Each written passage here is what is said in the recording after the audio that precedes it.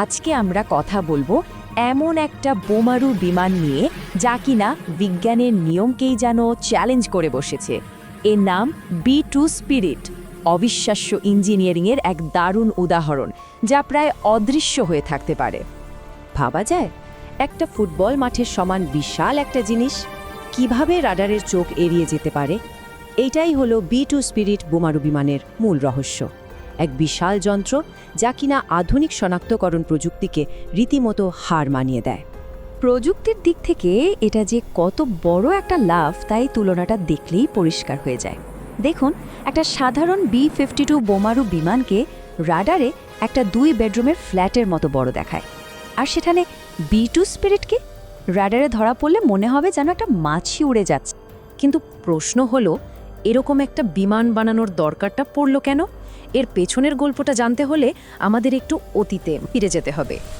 দিনটা ছিল 1 মে 1960। আমেরিকা তখন তাদের U-2 স্পাই প্লেন নিয়ে প্রচণ্ড গর্বিত। তাদের ধারণা ছিল এটা অজেয়, কেউ এটাকে ছুঁতেও পারবে না। কিন্তু সেদিন যা ঘটল তা পুরো বিশ্বকে নাড়িয়ে দিয়েছিল। রাশিয়ার আকাশে গুলি করে নামানো হয় সেই অজেয় বিমানটিকে, যা আমেরিকার দুর্বলতাকে সবার সামনে এনে দেয়। ওই একটা ঘটনাই কিন্তু একটা বিশাল প্রযুক্তিগত দৌড়ের জন্ম দেয়।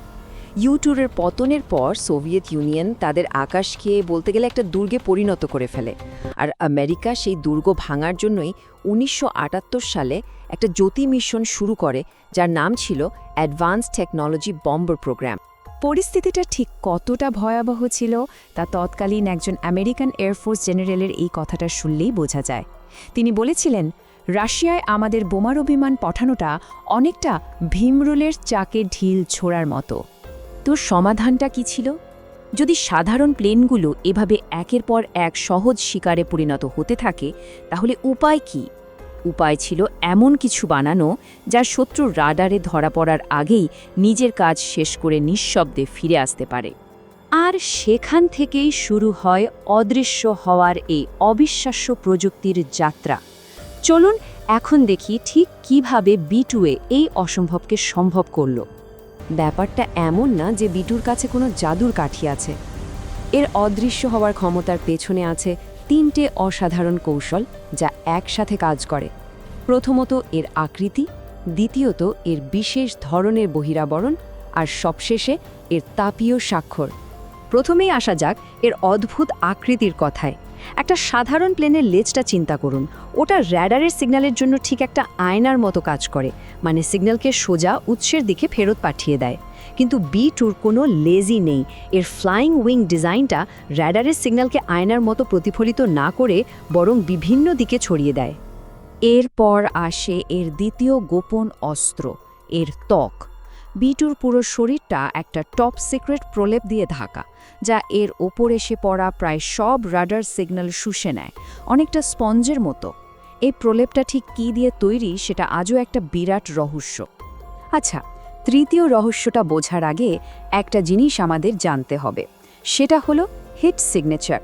সোজা কথায়, যে কোনো জেট ইঞ্জিন চলার সময় পেছনে প্রচুর গরম বাতাস ছাড়ে।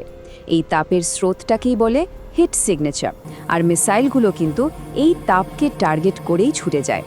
B-2 এই তাপকে লুকানোর জন্য যা করে তা এক কথায় অবিশ্বাস্য। প্রথমত, এর ইঞ্জিনগুলো ডানার ভেতরে এমনভাবে লুকানো যে বাইরে থেকে দেখাই যায় না।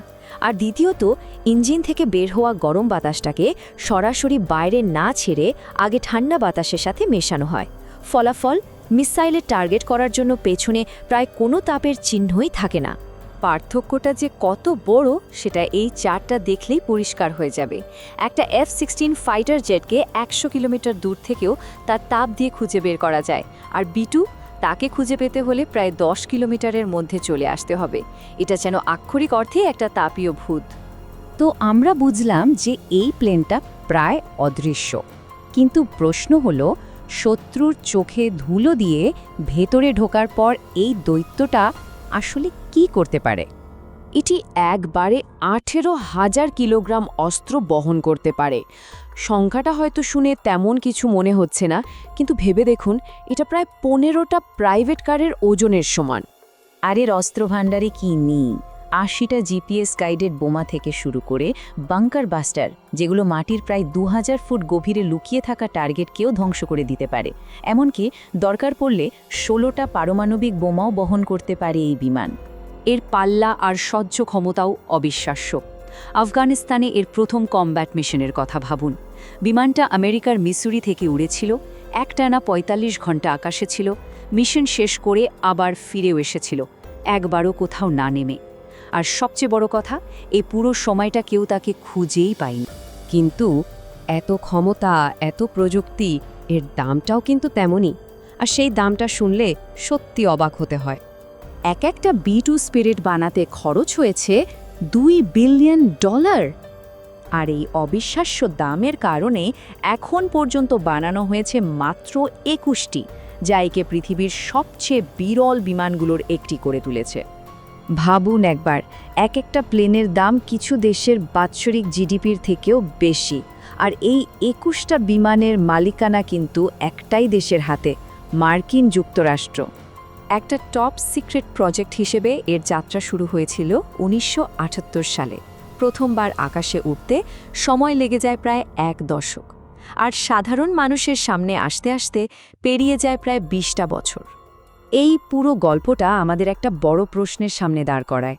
আজকের দিনে যেখানে প্রযুক্তি প্রতিনিয়ত পাল্টাচ্ছে, নতুন নতুন হুমকি তৈরি হচ্ছে, সেখানে অদৃশ্য থাকার জন্য একটা দেশকে ঠিক কতটা দূর যেতে হবে?